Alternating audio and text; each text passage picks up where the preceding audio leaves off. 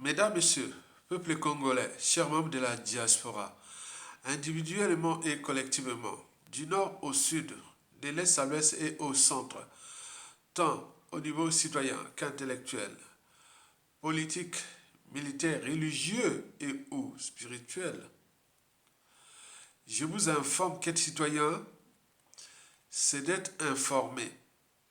Et pourquoi? C'est parce que l'ignorance est la pire des souffrances. Le savoir et les connaissances vous libèrent. Pour info, aujourd'hui, j'ai 3 chroniques d'intérêt général à vous balancer. Et pourquoi? C'est parce que d'un côté, la citoyenneté individuelle et ou collective, c'est au jour le jour, c'est au quotidien. Il faut toujours agir en permanence. Et pourquoi? Parce qu'aucune cause n'est perdue d'avance.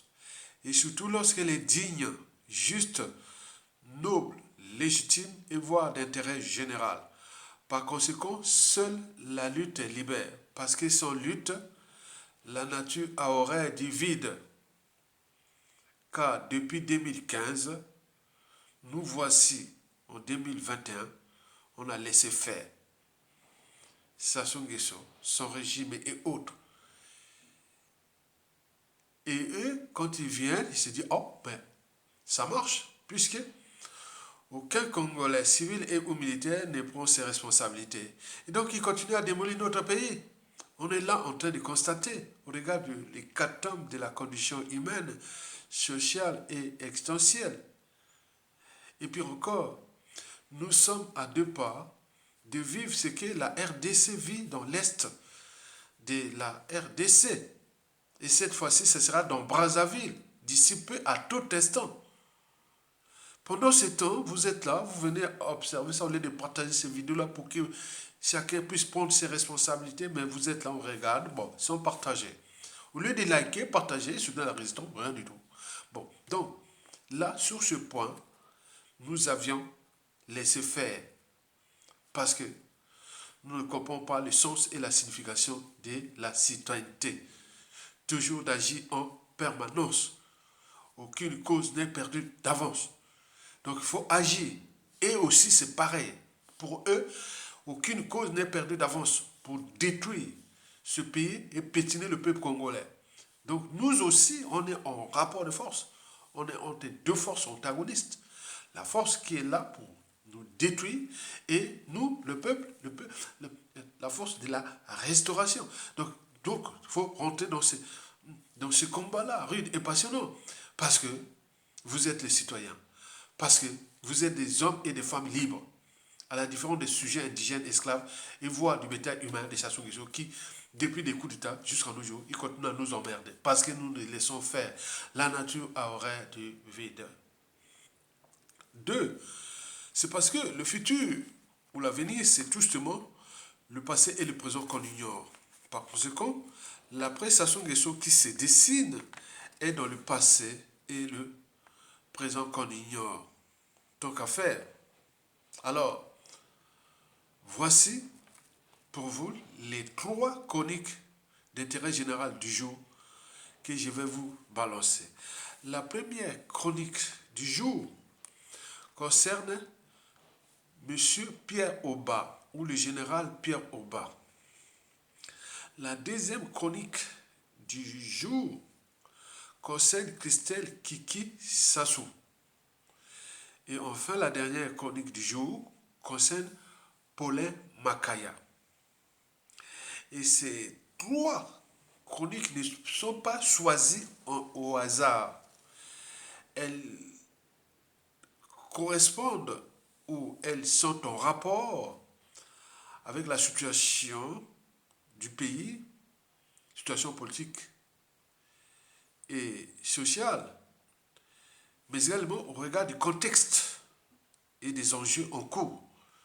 Nous sommes à moins de 11 mois ou 10 mois de la prochaine hold-up électorale de 2026 qui selon les mauvaises langues, elle ne va pas se passer. Mais entre-temps, en ce moment, nous sommes à la fin du mois de janvier 2025. Tout peut se chambouler, se basculer dans le pays à tout instant. C'est ce que je vais vous expliquer au fur et à mesure pour nourrir les débats.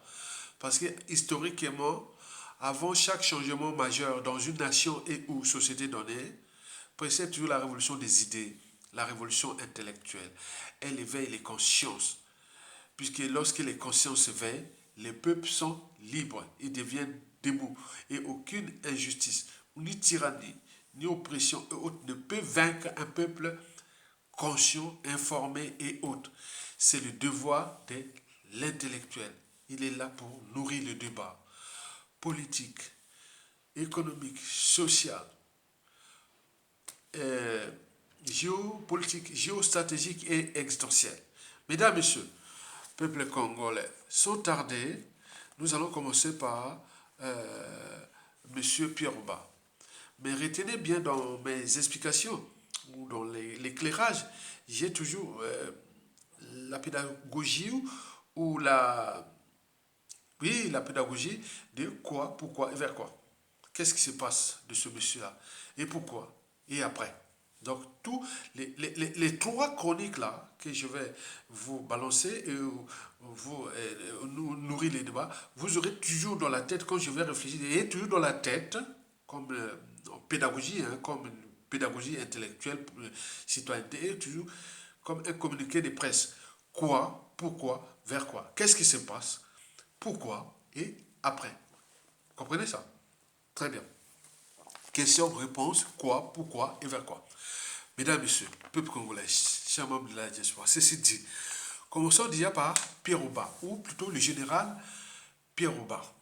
Vous savez que historiquement, Jean-Paul Sartre l'avait pourtant dit que je hais les victimes qui respectent leurs bourreaux. Je hais les victimes qui respectent leurs bourreaux. Cette pensée est désormais universelle. C'est vrai.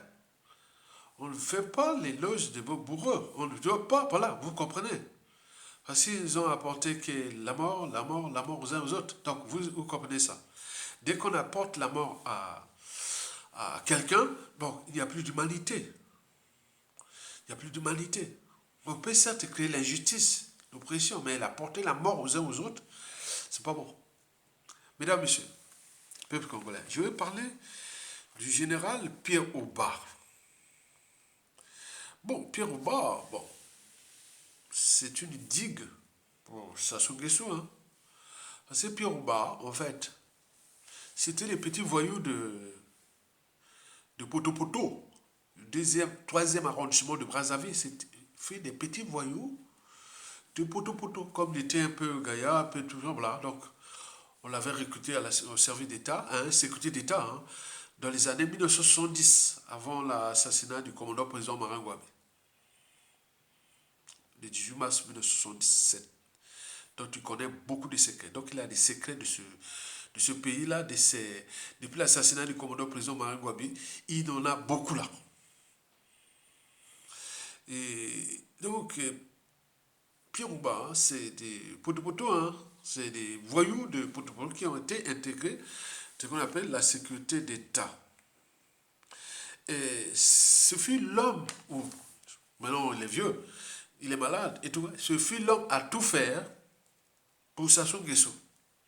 Vous savez que dans un régime politique, pour comprendre la nature d'un régime politique, il faut connaître ses moyens de pression.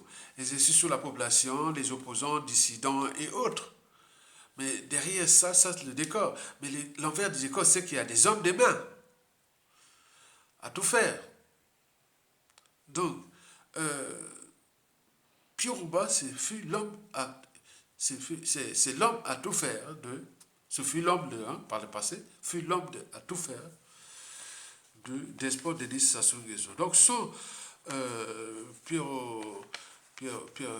Rouba, bon, Sassou n'aurait pas passé, voilà. Donc, c'est lui qui, voilà. Donc, et voici quelques exemples tel que, bon, ben, nous connaissons, hein, nous sommes la génération de Sassou Nguesso 1. Hein. Sassou Nguesso 1 prend le pouvoir en 1979, nous on rentre au lycée. Hein, on rentre au lycée. Hein. Et donc, vous imaginez. Et donc, bon, je vais vous citer 4 ou 5 affaires nous concernant. Bon, vous avez le colonel Onguya, appelé à l'époque, il est devenu général. Bon, il a failli être foutu en prison par Pierre Robin. Hein. Mais s'il n'y avait pas le général Mayoulou, et donc il serait vraiment dans une situation compliquée. Et donc lui, il a la rage des couillous. Je ne sais pas pourquoi. Donc il connaît bien tout ce qui s'est passé de l'assassinat du commandant président Marie Wabi. Donc c'est fait partie de ces mochis qui voilà, les socles des mochis qui étaient vraiment derrière tous ces coups-là. C'est pour cela que je vous dis que ne venez pas donner les leçons de morale ni de moralité aux uns aux autres parce que vous ne savez pas la suite des Sassou Nguesso. Comment va se passer cette affaire-là? Il y a des gens, les couillous là-bas, je vous l'ai dit, les couillous de Marie Wabi, de Yobi Opango, de Pironga. Il y a des couillous là-bas qui sont vraiment enragés contre les mochis. C'est une question seulement de temps et autres. Vous imaginez. Donc on avait failli emprisonner sans raison apparente à l'époque colonel, hein, maintenant général, Onguya, de la marine. Souvenez-vous. Ce n'est pas tout. En 1987, lors du génocide du Congo, chez les Couillous toujours, c'était lui qui était dans les instigateurs avec Sassou pour aller voilà, faire les Congono. C'était eux. C'était lui. Avec les Sassou. C'est balancé là dans tous les réseaux sociaux, c'est qu'on connaissait. Donc on est là pour vous informer. Parce que la mémoire nationale, qu'elle soit bonne ou mauvaise, il faut toujours la partager et la transmettre. Pourquoi? Parce que l'ignorance c'est déjà la plus de souffrance. Et surtout que c'est pour éviter la répétition ou la récurrence des mêmes imposteurs, des mêmes drames, tragédies, du négationnisme, de la guerre des mémoires et autres. Donc vous allez vous retrouver avec des gens qui sont, oh, tiens, ils ont tous les sons des Congolais dans les familles et autres. Donc vous imaginez. 87, et Congono, c'est le Pierre Robert. Et ce n'est pas tout. En 1991, on vient de nous balancer cette affaire-là de la conférence nationale. Au moment que nous étions là, la dynamique de 1991 là, on était à 2 pas d'arrêter Sassou Nguesso. Sassou Nguesso devait être arrêté parce que la dynamique de la conférence nationale était partie pour arrêter Sassou Nguesso. Parce qu'il avait commis trop de crimes. Des crimes de sang, d'économie, déjà son premier mandat, depuis l'assassinat du commandant président Marie Wabi qu'il a assassiné. Et tout ce qui s'est passé des assassinats. Donc on en a parlé de commission des assassinats.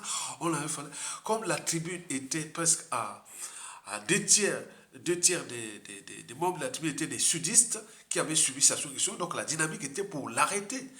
Mais Monseigneur Ernest Kombo, on le voit là dans le président du présidium. Mais j'ai dit, oh, c'est pas possible. Le virement de ça qu'on va vers l'avènement. J'ai dit ce jour-là, bon, moi je suivais la conférence nationale. Ah oui, je partais même pas au palais de Congrès. Parler Congrès là-bas.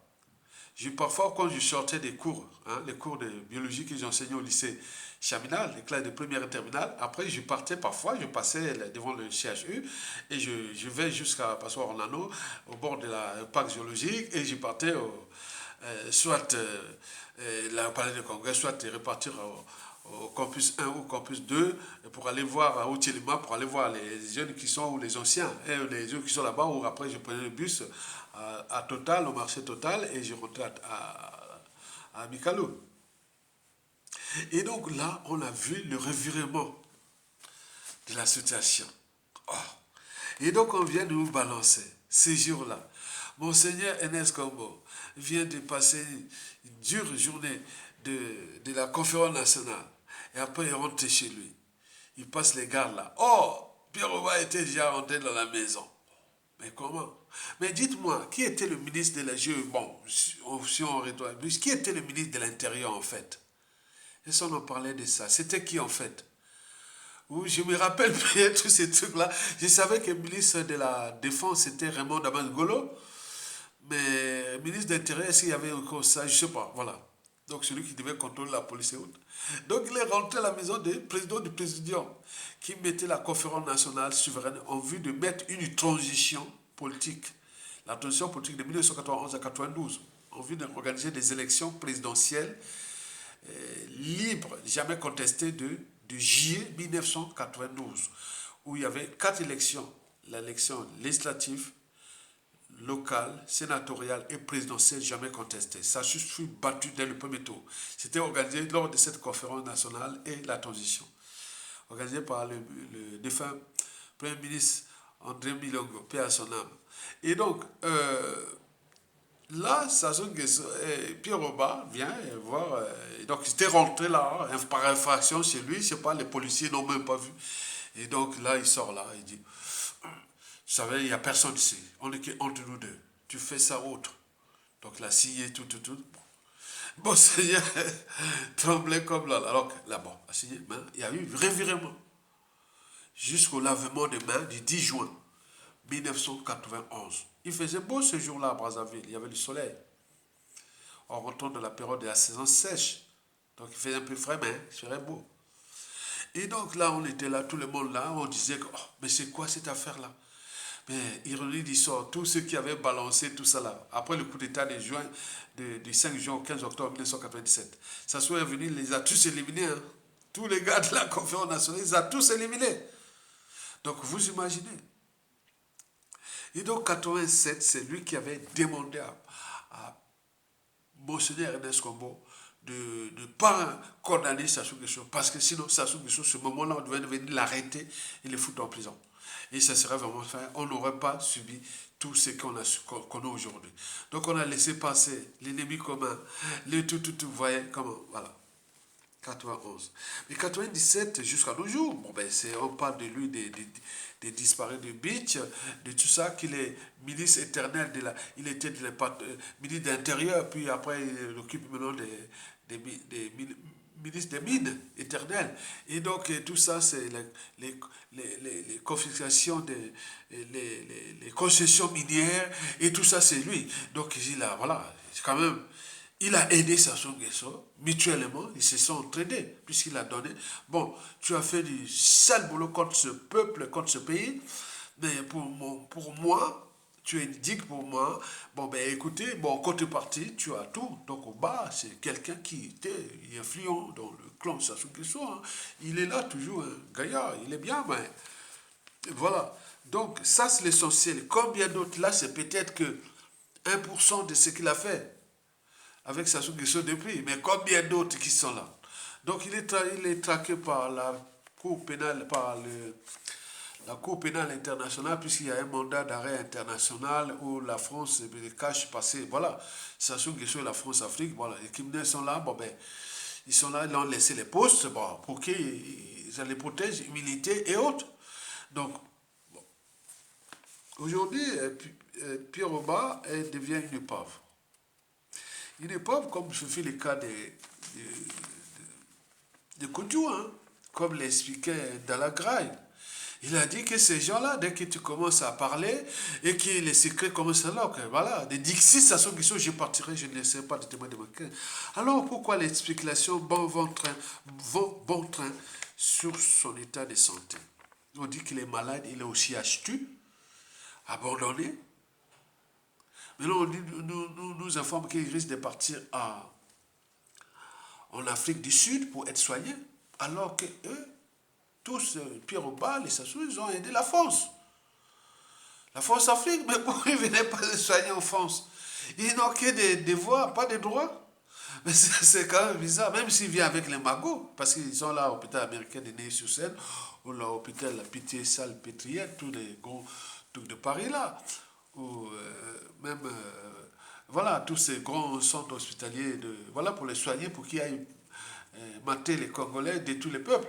Mais là, pourquoi on ne l'a pas envoyé ici? C'est que vous voyez la puissance d'un État Dans l'État, on ne sait pas qui est qui, le peuple gagne toujours, parce qu'il a le dernier mot et les derniers jumeaux. Il a le pouvoir. C'est pour cela que la France, pour des enjeux stratégiques, pour la France, au Congo, on a, donc on dit non, on ne va pas, voilà, donc c'est ça qui n'a pas été envoyé ici, maintenant on l'a laissé au CHU. Quand tu vas là-bas, tu vas pour mourir, c'est l'illusion de que tu vas au CHU. Non, il n'y a pas de CHU. D'ailleurs, tous ceux et celles qui vivent dans les campagnes vivent plus longtemps qu'il y a Brazzaville. Parce que ce CHU-là, tu vas pour mourir. C'est pas pour aller. Regardez, il y a des maladies nosocomiales. Je ne sais pas si au Congo, il y a encore, que ce soit dans les facultés de médecine, qu'en faculté des sciences, si on enseigne encore la biologie microbienne. La biologie microbienne ou la microbiologie, virologie, bactériologie et mycologie. J'ai eu des bonnes notes en biologie, en mycologie, comment on appelle, j'ai eu des bonnes notes en virologie, mycologie, bactériologie, ici, en bac plus 4. Et donc c'est bien. Et donc là, c'est un environnement hostile. Hostile. Les maladies nosocomiales, tu vas là-bas pour choper des maladies. Regarde les tests se trouvent là. C'est vraiment, c'est un marqueur. L'hôpital au Congo, c'est un marqueur de ce qu'on appelle la haute trahison. Laisser les gens, maintenant ils sont en train de mourir. Ou quoi, quelqu'un de ce niveau de eux, il les laisse partir comme ça, il devait être directement évacué. Donc il y a bien d'autres enjeux. Là, on vient de nous balancer qu'il risque d'être évacué en Afrique du Sud. Mais l'Afrique du Sud, la maladie là, dès que c'est commencé, si tu deviens presque rien, c'est pas le fait d'être évacué. En plus, les frais qui sont déjà énormes. Pour aller, voilà, en Afrique du Sud, c'est un peu là, mais quand ils envoyaient en France ou en Europe, en Turquie ou autre, c'est énorme les frais d'hospitalisation de séjour, alors que la population est dans la merde. Donc on va soigner les bourreaux du peuple et le peuple voilà. Donc vous comprenez ça, cette injustice. Donc là, on nous balance des informations contradictoires. C'est-à-dire qu'il s'agit là des spéculations. Qui va être évacué en Afrique du Sud, c'est déjà un marqueur, un indicateur qu'au Congo, il n'y a pas d'hôpitaux. Et que au Congo, ce sont les Congolais qui meurent là-bas et eux, ils viennent se soigner à l'étranger. On cherche pour évacuer. Vous imaginez ça? C'est dangereux. Alors, pourquoi Pierre Oba est-il abandonné? Pour qu'il ait abandonné, quelque part, il a abandonné. Alors que Sassou aurait pu l'aider à partir, quand même. Ce fut, bon, encore, bon, parce que j'ai vu là dans les réseaux qu'il ne va pas rester encore en moins, c'est question de temps, il ne va même pas passer 2 semaines, 3 semaines. D'autres balançent, oh, il a bien mangé, il se récupère, et autres, attends, c'est pas, voilà, vous comprenez, il y a l'explication. Mais derrière cette spéculation, il y a 2 enjeux. L'enjeu déjà, premier, c'est Denis Sassou Nguesso avec son fameux Dixit. Je partirai, je ne laisserai pas de témoins de mes crimes. On est bien d'accord. Les gens là, comme ils avaient signé des pactes, que bon, ouais, voilà, je meurs, bon, je meurs, et voilà, tout ça. Ils tous, ils sont en train de mourir. Ils ne pensent même pas à l'air aux générations l'après. Bon, au bas, bon, les noms au bas, au pays, quand on va. Bon, moi j'ai quand même.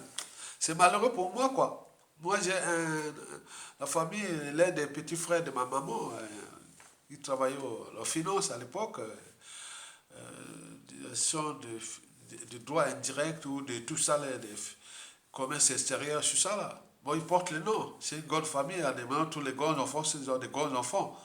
Ils s'appellent ça, mais les noms bas, non, c'est un nom Makwa Kuyumboshi. Donc là, il peut passer au-dessus. Mais Pierre Oba est abandonné. C'est incroyable, mais vrai. Il cherche les moyens parce que, pourquoi? Parce qu'il y a le mandat d'arrêt international. Il y a la CPI, il y a beaucoup de choses. Donc les gens là, donc, ils ne savent plus à quel sens se vouer.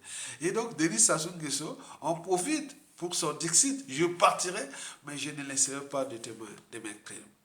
Le deuxième enjeu, c'est surtout la guerre des écuries. Le malheur des uns fait le bonheur des autres. Je vous dis que dans le clan Sassou Nguesso, dans la Mboshimini, il n'y a d'humanité que l'air cathartique physique.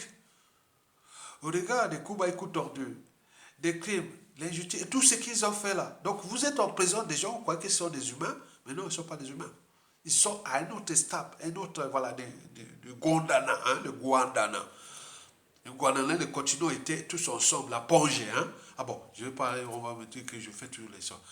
Il y a 150 millions d'années. C'était le Guandana, après les séparations des continents et tout ça, dérive des continents.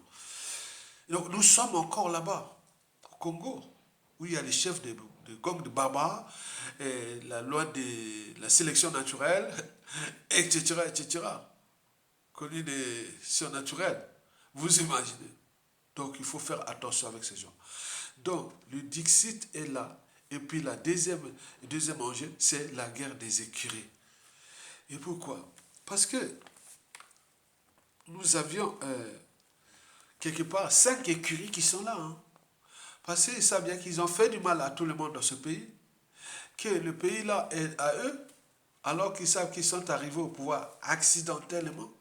Parce que ce fut organisé par la France-Afrique qui ont trouvé un pion qui s'assoit, bon, on fait le coup d'état pour toi et après on te met là, tu vas servir, voilà. Donc c'est ça, on l'a fait, maintenant ils ont consommé tout. Donc le Congo est devenu un pave et tout compagnie, donc il ne sait plus à quel c'est, voilà.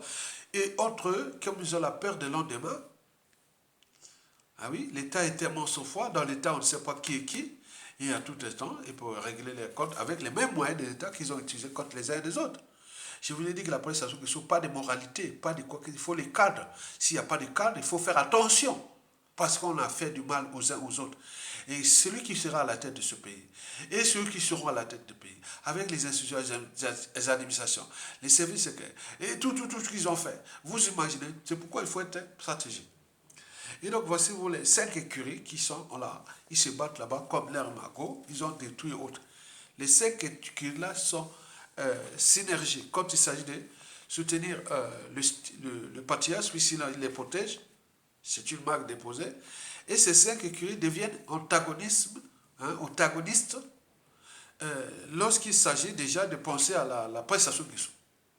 Je répète, les 5 écuries que je vais vous en parler, qui se chamboulent, qui se fracassent entre eux en ce moment, ils sont tous synergiques, complémentaires, lorsqu'il s'agit de protéger les patriarches, Sassou Nguesso, puisque ça devient une marque déposée pour eux qui les protègent.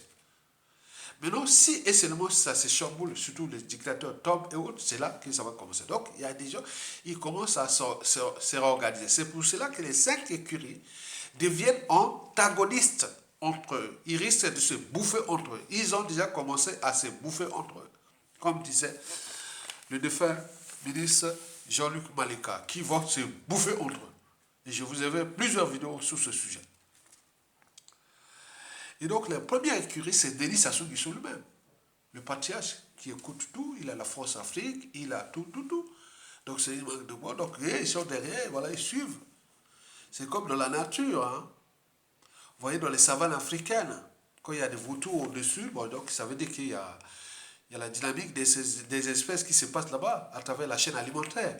Prédation, proie, charognard et tout compagnie. Et donc là, Sassou là, il est là, donc il suivait Sassou Nguesso comme les hyènes, les lions, surtout les charognards, voilà. Donc il suivait tout. Donc on ne va pas faire la détail sur le Kiri Sassou Nguesso. On sait qu'il organise tout ce monde, c'est une pyramide. Mais il a déjà choisi son corps. Son corps, c'est son fils, Christelle Sassou Nguesso, pour la succession. Parce qu'il lui pense à la succession, c'est sa dépouille. C'est Christelle Sassou Nguesso qui, selon lui, peut protéger les cimetières royaux et tout ce qui est sa mémoire. Mais les autres, non, n'y croient pas. Je vous ai fait une vidéo en 2018 par rapport à ce sujet-là. Plusieurs vidéos d'ailleurs. La deuxième écurie, c'est celle de Jean de Mokemba, qui, historiquement, était déjà en conflit avec Pierre Oba. Pourquoi? Parce que Pierre Oba, depuis les années 60, c'était l'homme de la sécurité d'État. Il a gravité la sécurité d'État. Avec tout ce qui s'est passé quand on parlait de sécurité d'État au Congo, on avait peur. Mais nous, on connaissait. Pour nous qui étaient les militants de la jeunesse étudiantine, on savait bien qu'à tout instant, on peut être enlevé par la sécurité d'État. Et donc là, entre lui et Jean de Mokemba, J'avais pas honte parce que Jean-Louis Okemba fit pistonner. Il passait toutes les étapes comme ça. Et donc là, Pierre Oba ne voulait pas de Jean-Louis Okemba. Parce que c'est lui. Bon, maintenant là, comme ils se sont fédérés, tout sauf Christelle Sassou Nguesso au pouvoir. Donc Jean-Louis Okemba et Pierre Oba étaient maintenant alliés pour tout sauf Christelle Sassou Nguesso au pouvoir. Donc l'écurie de Jean-Louis Okemba est en train d'être fracassée par Denis Christelle Sassou Nguesso, puisque Jean-François Ndengue, viré, remplacé par un pion de Christelle Sassou Nguesso qui s'appelle Obami Itoufis, et puis Philippe Obara qui s'occupait de la sécurité intérieure ou de la service renseignement intérieur et tout compagnie, est remplacé maintenant par un chasseur au Kibaout qui est, voilà, des réseaux de Kiki ou, je sais pas, voilà, entre eux. Kiki, c'est Kiki. Donc, la police, le renseignement intérieur en main de Kiki. Et la sécurité du despote, c'est Serge Aubois, qui était aussi de Jean de Okemba. Mais là, il a failli être, voilà, on a fait les menaces, et là, il s'est calmé. Donc, Jean de Okemba attend son tour, puisqu'on l'a dit, a fracassé son écurie, les cadettes, la police, les renseignements. On a bousculé la sécurité de Sassou avec Serge Aubois, qui était aussi, voilà. Maintenant, il reste que lui, qui à tout instant, on a failli le, voilà, donc il a. Donc c'est Kiki et son papa qui tient le ficelle derrière. Troisièmement, troisième écurie, c'est l'écurie de Pierre Robert. Et là, comme il est parti, donc tous ceux qui étaient l'ancienne sécurité d'État et tout ce monde-là, où est-ce qu'ils vont se diriger? On nous balance qu'ils pourront se diriger soit vers Niagamboala et où Jean-Jacques Bouya.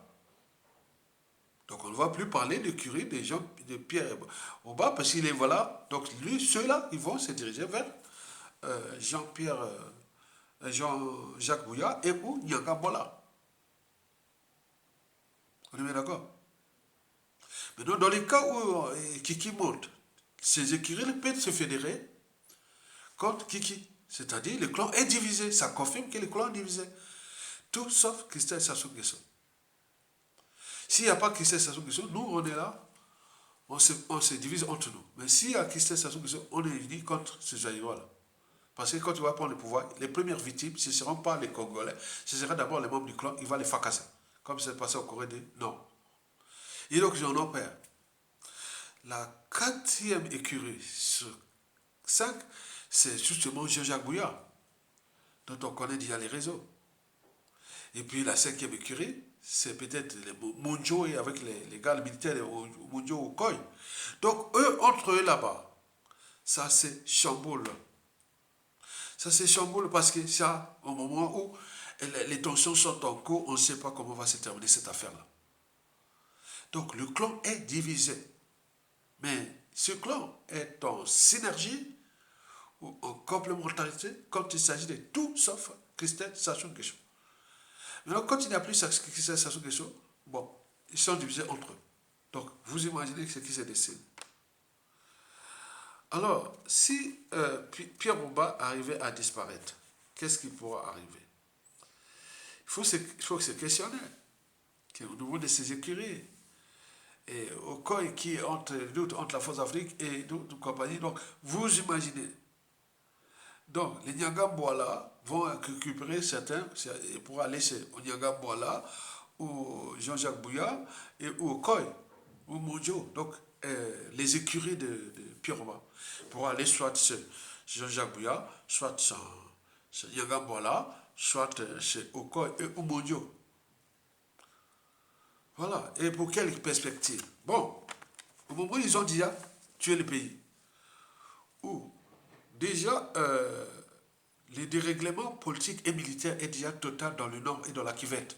Regardez le cas au commissariat général Mokoko. Et bien d'autres qui ont assassiné, que le pays a vendu. Donc les Moshi, les clans, donc n'aiment pas ce pays. Donc c'est pas entre eux, ça va aller jusqu'à combien de temps? Où on risque de choper un troisième larron qui est là, qui joue déjà la structure, ce qu'il appelle Christelle Kiki Sassou Nguesso, que nous allons expliquer. Et passons la deuxième chronique du jour, c'est Christelle Sassou Nguesso. Vous savez, Christelle Sassou Nguesso a soif de pouvoir. Hein. Qui l'aurait imaginé ce, ce gars-là, qui après le coup d'État, ils l'ont fait monter comme... Et il a joué malin. Il a joué malin. Il a soifé du pouvoir à fond. Et là, il risque de prendre le pouvoir. Mais pas, voilà, ça risque de mettre le Congo à faire à son. Kiki risque de mettre le Congo à faire à son. Et pourquoi? Parce qu'on sait déjà l'intention de Kiki. Observez vous-même ce qui se passe à Goma, dans l'est de la République démocratique du Congo. C'est déjà comment on peut dire ça? Ce qui se passe en RDC en ce moment, Est, c'est déjà la photocopie, peut-être pas, c'est déjà quelque chose qui est déjà préparé sur notre territoire. Ça sera pareil. Si ça échoue là-bas, il y aura des conséquences aussi pour le Kiki. Et si ça marche, nous aussi c'est mort. Vous savez qu'il y a beaucoup de mercenaires qui sont déjà dans le pays rwandais. On a supprimé les visas depuis 2001. Depuis 2021, qu'on a nommé Denis Christelle Sassou Nguesso, il a fait son boulot. Il y a beaucoup de Rwandais qui sont rentrés là. Ne confondez pas les Hutus, qui sont des Bantous, qui avaient fui les génocides qui sont chez nous, notamment dans la Likwala et autres. Et d'ailleurs, mon frère Jean-Luc Maleka, ah oui, il me parlait de ça. Ah ben oui, si tu veux avoir la bonne bière, avec tout, il faut aller chez les Rwandais, les Hutus, les je sais pas. Oh mon Dieu. Bref. Donc, les mercenaires sont déjà là, entraînés, conditionnés, aguerris, affûtés.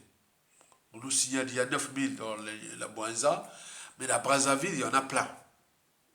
Et dans le nord, on parle de plus de 6000. Ils sont là. Ils attendent le signal.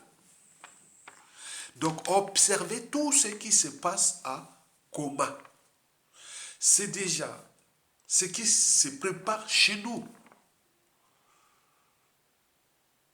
Un Zaïrois, excusez-moi, un Congolais de la RDC, qui avait un grand média, je ne sais pas qui l'a foutu en l'air, lui-même sur Facebook, il avait déjà plus de 50 000 abonnés, il était déjà bien, tout ça, il balançait des choses bien.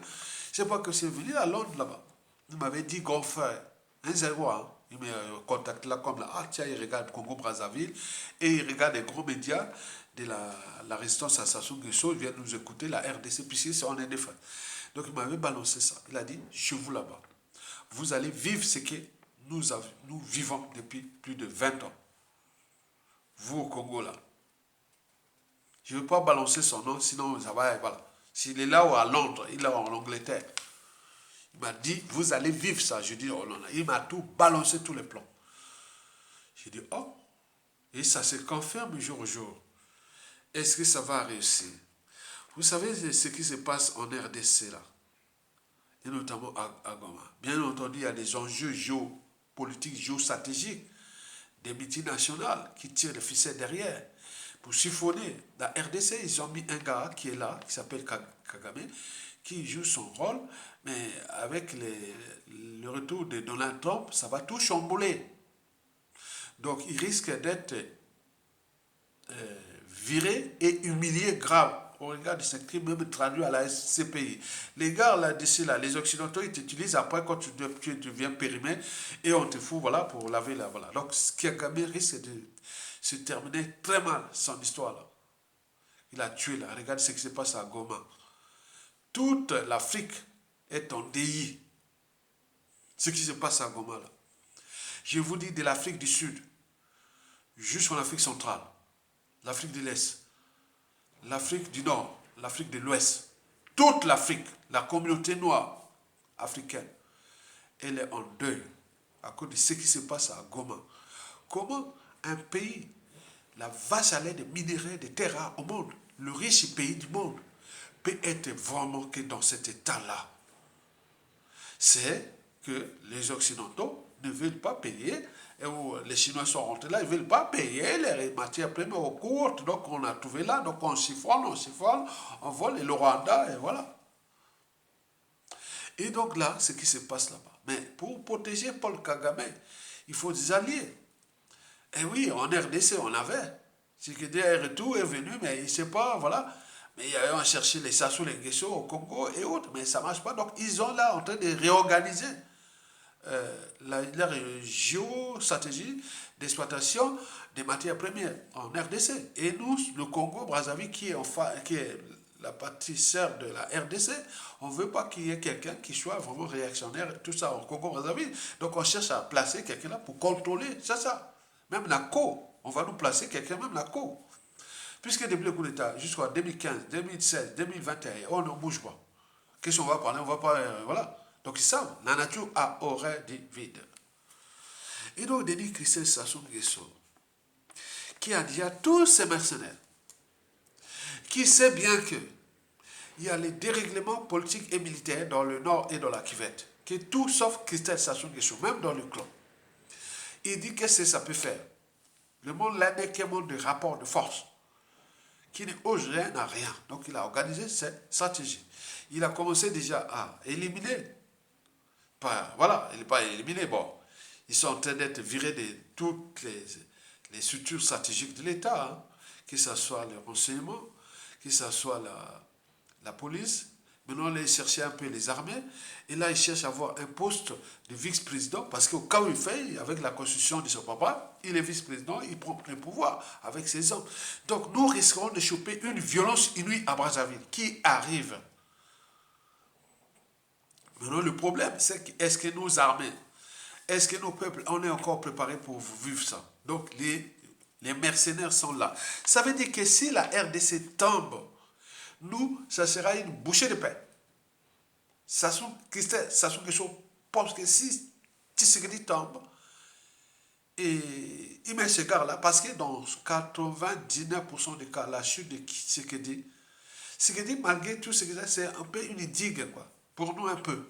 Mais ceux qui vont venir, quoique, s'il y a un vrai national qui fait le coup d'État, à ce moment-là. Mais si ces gens qu'on envoie là, avec le roi Kagame et autres, qui est aussi originaire là-bas, nous allons choper quelque chose qui va aller très vite à Brazzaville. Très vite, comme ça s'est passé à Goma. Parce qu'à Goma, là, s'il n'y avait pas les Sud-Africains, des Ramaphosa, vraiment un nationaliste, la lignée de Mandela. Sinon, Goma sera tombé, peut-être qu'il va tomber. Ce n'est pas une armée, c'est pas l'armée sud-africaine, c'est un petit groupe de, voilà, qui vient, voilà, qui ont protégé l'aéroport, mais sinon, là, ce serait déjà les Rwandais et les alliés, ils auraient déjà pris la ville de Goma. Paul Kagame est en difficulté, car le retour de Donald Trump va chambouler toute la sous-région. On vous l'a averti. Et donc, vous devez en tenir compte de ça. Et ça risque de chauffer chez nous. Parce que nous avons un élément qui s'appelle Christophe Sassou Nguesso, qui veut prendre le coup de pouvoir, appuyé par son papa, appuyé par la France Afrique de Macron. Macron est dans le coup de Kiki. Et donc, nous sommes là pour balancer les choses, parce que ça risque de chauffer. C'est pour cela que je vous invite, vous, peuple congolais, civils et militaires, n'allez pas dans les divergences, ni dans la division. Du nord au sud, de l'est à l'ouest, et au centre, civils et militaires, préparez-vous.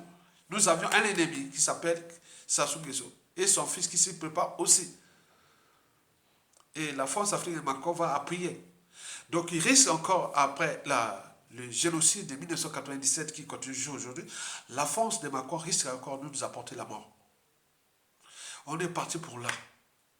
Puisque depuis 2015-16, la France africaine n'avait pas tempéré aux injonctions du peuple congolais tenant à faire respecter les lois, règlements, constitution, la civilisation et autres. On voit ce que ça produit. Et donc nous sommes dans une situation compliquée avec ça. Ça risque de... C'est pour cela, préparez-vous les uns et les autres, du nord au sud, de l'est à l'ouest, civils et militaires. Quand ça fait, sauf là, nous tous là. Déjà dans Brazzaville, il y a beaucoup de mercenaires rwandais qui sont là, qui attendent le signal. Combien de fois dans le sud, dans le positionnement.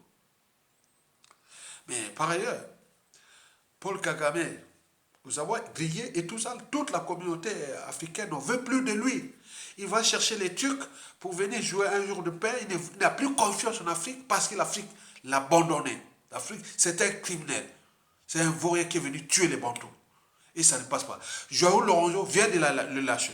Joao Lorenzo Longola, il ne veut plus rentrer dans ce jeu de Paul Kagame. Donc d'ici peu, d'ici, attendez pas que Sassou Nguesso soit invité à Luanda, en Angola, pour parler de ça. Peut-être Sassou va trahir aussi Paul Kagame. Donc tous les circuits-là, donc c'est nous, ils vont se bouffer entre eux. Donc Paul Kagame est isolé, abandonné. Il veut aller chercher les Turcs et tout compagnie là-bas. Parce qu'en Afrique, il est grillé. Vous savez, nous, à la communauté, hein, quand on voit que ça, c'est un ennemi qui veut tuer les Noirs, les Africains, vous voyez déjà ça. C'est pas bon. Ça passe maintenant dans toutes les officines, dans les médias, dans tout le monde qui est Paul Kagame est grillé. Donc, tous leurs plans de balkanisation de la RDC ou de spoliation de la RDC ou de tout ça, donc, est maintenant grillé. Donc, il ne sait plus à quel sein se vouer. Donc, il va voir les Turcs. Les Turcs, est-ce qu'il va rentrer là? La Turque a aussi des enjeux en Afrique. Maintenant, il va chercher qui? Parce qu'au niveau de l'Union européenne, même Faki Mahama de Tchadien, qui est là grillé, qui jouait le jeu là, au sein de l'Union africaine, il est maintenant indexé. Et donc, tout ce monde-là vont partir ensemble. Parce que c'était des gens qui étaient structurés, organisés et managés par l'Occident pour jouer ce jeu-là. Et le monde a changé. Les médias réseaux sociaux sont passés par là. Ils vont payer la traitise qu'ils payent toujours au monde des services. Ils ont détruit l'Afrique. Ils ont fait du mal à l'Afrique.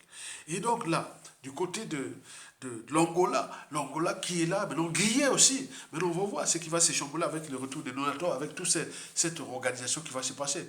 Donc, il y aura des chamboulements majeurs en Afrique centrale. Et pourquoi pas nous? Et pourquoi pas au Cameroun? Et pourquoi pas au Gabon? Pourquoi pas papa? Donc nous sommes là dans une situation problématique. Où les Occidentaux, et notamment les Américains et les Européens, ils sont divisés, déjà pour les enjeux des uns et des autres, et aussi dans cette politique géostratégique en Afrique, qui commence à montrer ses limites. Et surtout en République démocratique du Congo. Par conséquent, les Paul Kagame, les Sassou Nguesso et tous les plans vont être grillés. Mais pourquoi nous ne prenons pas notre responsabilité? Mesdames et messieurs, peuple congolais, voilà pour l'essentiel des délicats Sassou Nguesso. Quant à Paulin Makaya, c'est la troisième et la dernière chronique, Paulin Makaya. Vous savez, Paulin Makaya, il y a un internaute qui m'a posé la question. Ayatonga, pourquoi tu ne parles pas depuis là quelques années, quelques mois, je ne vois pas que tu parles de Paulin Makaya. Vous voyez l'ingratitude des gens qui sortent comme ça, ils ne voient même pas les chroniques ou la vidéo en fonction de voilà. Donc, il vient balancer que non, Ayatonga, tu penses qu'à Kobi Salsa, à Mokoko, tu penses à autre chose, mais tu ne penses pas à Paulin Makaya qui a passé aussi la prison. J'ai dit, bah, il faut être idiot, il faut être idiot. Paulin Makaya, je l'ai dit, parlait de vidéos de 2015 à 2018. Je n'ai pas parlé comme une trentaine que je parlais de Paulin Makaya et tout ça. Ce n'est pas le seul. J'ai parlé de tous les prisonniers. J'ai détaillé beaucoup. Même 15, 30, c'est peu. Puisqu'à l'intérieur, je trouve Paulin Makaya. Donc, il doit avoir peut-être 300, 200, 300 entre 2015 et 2018, même en 2020, 21. Donc, je n'en ai parlé. Paulin Makaya, c'est quelqu'un qui était déjà parti là-bas en 2015. Ils ont dit, oh, Paulin Makaya rentre au pays là. Bon. Donc on a dit, bon, pourquoi pas. Hein? Donc, on arrive avec tout ce qui s'est passé. Il a balancé ça dans le TVL de Christian Perrin. TVL de Christian Perrin, il faut aller écouter ça. Hein? Il faut écouter ça pour les mémoires. Hein? Et donc, il fut arrêté en décembre, là, et tout ça, et avec tout ce qui s'est passé. Et nous avons balancé les images, sont là partout. Même mon blog, tous mes sites, tous mes trucs, il y a Paulin Makaya. Et depuis sa libération, je ne sais pas, en 2018, oui, c'est ça. Bon, on n'a pas eu de contact. Bon, vous savez, Paulin Makaya, ce sont des politico-intellectuels de la fin des années 80. C'est-à-dire c'est un fait notre génération. Quand on parle de Paulin Makaya, hein, Ça veut dire politico-intellectuel, géopolitique, quoi. Ce sont des gens du boulot géopolitique. Donc, il était au cœur de la géopolitique nord-sud et aussi sud-sud. Parce que nord-sud, bon, on passait, ça sur les nordistes sont trop, voilà, donc ils faisaient ça. Hein. Donc, ce sont des gens qui, cette génération, ce sont ma génération. Hein. Donc, je connais comment l'état d'esprit géopolitique nord-sud, par la responsabilité, la citoyenneté, tout par appartenance. Il est là dans sa tête, on ne peut pas, voilà, donc ils savent ça. Bon, il a ça, mais aussi géopolitique sud-sud, parce que, pour les Makaya, bon, son père, c'est un gars de Poule qui s'appelait Benar Kolela, mais il est originaire de la Bonza. Donc, les Madigou, je sais pas quoi, ouais, je sais pas si les Tsoudi ou Dondo ou Kamba, donc, voilà, mélangé, voilà. Donc, mais, entre c'est le trait d'union entre le sud-sud, c'est-à-dire entre la Bonza et le Poule. Parce que regarde ce qui s'est passé pendant l'Issouba, entre le Poule et les Nibolek, ça passe pas. Mais or, pour les Makaya, ferait l'union. D'un point de vue historique, l'union entre les Nibolek et le Poule. Du point de vue stratégique, hein, je vous dis, nous on regarde le contenu passé, pour les Makaya, c'est nos générations en fait.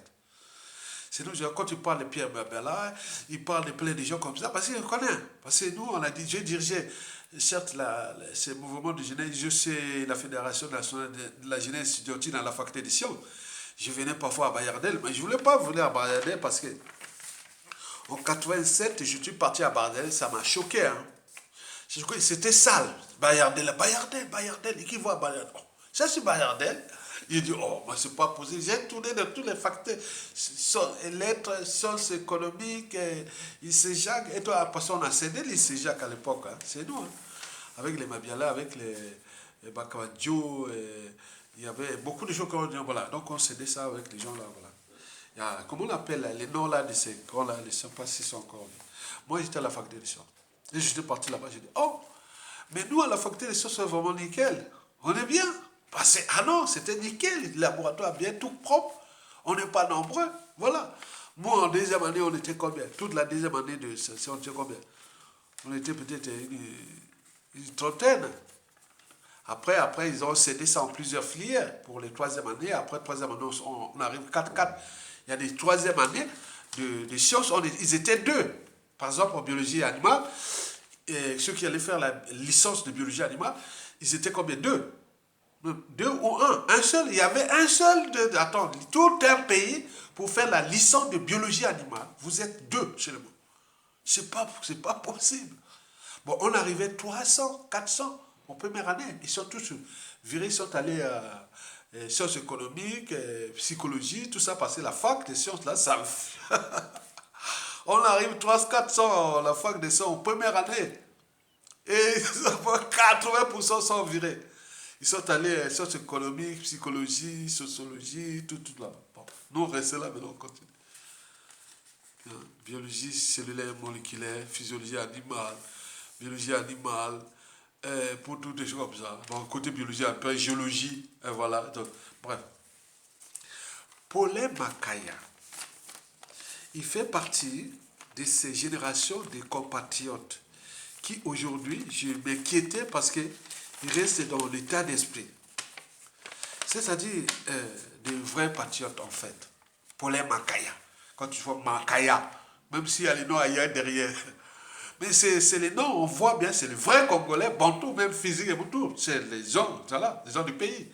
Donc, on ne joue pas à les vrais patriotes comme ça. Donc, lui, c'est quelqu'un qui a vécu ou a connu ou a subi beaucoup de choses. Depuis... l'arrivée de Pascal Lissouba au pouvoir, le coup d'État et tout ce qui s'est passé. Donc, il a quelque part une forme de philosophie, d'intelligence, de stratégie. Et donc, quand je l'ai écouté là, ça m'a rassuré. Ça m'a rassuré parce qu'on s'est demandé, oh, attends, qu'est-ce qu'il fait? Parce qu'il y avait des spéculations, qu'il y aurait des arrangements avec le régime, avec ça, alors qu'il est passé à 2 pas plusieurs fois la mort. Hein. Et donc, ça m'a rassuré. Et donc, je voulais seulement l'encourager pour se dire que, bon, ce qui se passe là, je pense que, bon, il a mûri, hein, tu sais, les politico-intellectuels du Congo des années 80, là, où l'intelligence, la responsabilité, tout était par appartenance. Je pense qu'il a mûri, je pense qu'il est stratège, je pense qu'il y a beaucoup de choses, c'est encourageant qu'il sorte comme ça. Mais qui mène aussi des actions, par exemple à Londres là-bas, sur les prisonniers politiques qui sont là encore en prison, qui parlent de l'intérêt général, c'est bien, mais il faut qu'il continue comme ça. Parce que Paulin Makaya, c'est une figure qui compte pour la restauration, pour la résistance. Parce que d'un point de vue, quand je vois Paulin Makaya, je vois les traits d'union entre les Nibolek et le Poul. Les Nibolek et les Pouls. Parce qu'on regarde ce qui est passé de 92 à 97, aujourd'hui, j'ai cherché le trait d'union, quoi, dans le Poul, hein, parce que le Poul et les Nibolek, c'est divisé. Je vous dis sincèrement, les gens viennent de raconter leur histoire. Non, non, non, non. C'est comme le Nord et le Sud, c'est divisé. Et comme disait Augustin Kalakala, qui a sorti de la prison à un moment donné, et pas la prison, de son enfer là sur terre, avant de mourir. J'étais surpris sur Facebook Messenger. J'avais pas. Augustin Kalakala. Mais c'est lui, oui, on a discuté ensemble. Il m'a dit, c'est un courage. Parce que dans le Nord, tu vois des médias nordistes ou des gens comme toi, il y en a peu. Donc tu fais le trait d'union entre le Nord et le Sud. Et tu dois être un pilier. Donc on doit. Il m'avait parlé beaucoup de choses. Ce jour-là, j'ai dit, oh, c'est pas possible. Donc il y a des gens qui observent des choses. Bien, il a dit, Aya, tu es un pilier de l'intégration nord-sud, du consensus, qui sera intéressant pour la suite. Et c'est comme je vous parle de Paulin Makaya, c'est entre le Poul et les Nibolek. Vous devez en tenir compte de ça. C'est comme disait Augustin Kalakala, Kaya, ton média là, s'il n'y avait pas de genre de média et tu balances ce que tu as fait, il est certain que ce sera toujours divisé nord-sud, nord-sud, nord-sud. Et c'est toi qui es venu restaurer cette division. Et beaucoup des citoyens, même du Nord, qui avaient peur, soi-disant, de nos frères du Sud, et inversement, et autres, ils trouvent en toi une tribune qui c'est là, qui est à sélectionner. Donc il faut continuer à continuer. Et après, quand j'ai entendu, quelques mois après, il est mort. Oh, putain, voilà. Il m'avait parlé, hein, Kala. Il m'a parlé au Messenger. Il m'a appelé. Donc vous imaginez qu'on en a perdu. Donc Paulin Makaya, je t'invite à jouer cette stratégie-là. C'est-à-dire, ne pas aller chercher quelque chose. Non, tu joues vraiment le trait d'union entre le Poul et le Nibolek. On regarde ce qui s'est passé de 1992 au coup d'État. Et de l'après, et tout ce que ça soit à diviser, tout ça. Donc tu dois jouer ces rôles-là. Le Nord, il n'y a pas de problème. Dès que tu auras les grandes figures du Nord, derrière toi, de l'intellectuel, de la résistance, il n'y a pas de problème. Donc je te donne une passe au Nord, de positionner ton combat et de comprendre les enjeux qu'il faut une transition civile et ou militaire. Et pour que nous mettions ensemble la commission vérité, réconciliation, réparation, pour que nous mettions ensemble les états généraux de la nation, le dit de l'État, pour que nous prenions ensemble les institutions nouvelles avec les régions semi-autonomes, pour que nous diversifions l'économie, le culturel et l'écologie pour se protéger. Et voilà. Donc il y a beaucoup de ces enjeux-là. Donc je t'encourage, j'encourage tout le monde qui continue à faire ça. Donc j'ai balancé pour les Makaya pour montrer qu'il y a ce consensus-là qui doit aller vers l'union parce qu'il est passé par l'épreuve. On cherche les preuves, on cherche les choses. C'est pas quelqu'un qui vient, ah ouais, j'aime le sud, autre, ça veut rien dire, on regarde. Donc tu dois te positionner par rapport à ça. Et pour le nord, nous devons trouver des consensus pour qu'on fédère le pays là dans ce sens-là. Parce qu'on a cette patrie, on regarde ce qui se passe dans ce monde-là, nous devons protéger notre pays. Likez, partagez, et pour ceux qui peuvent soutenir la résistance, merci beaucoup.